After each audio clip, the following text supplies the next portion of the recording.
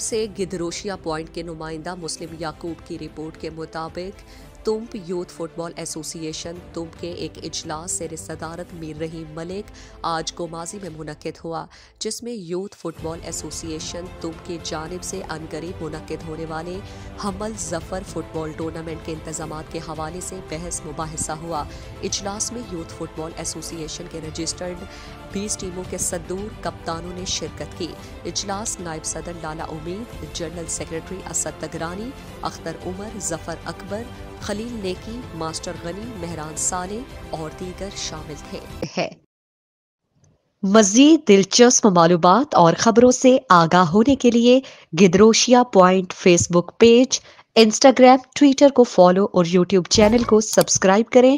Bell icon button دبانا نہ بھولیں تاکہ مکران سمیت بلوچستان کی خبروں سے جڑے رہیں۔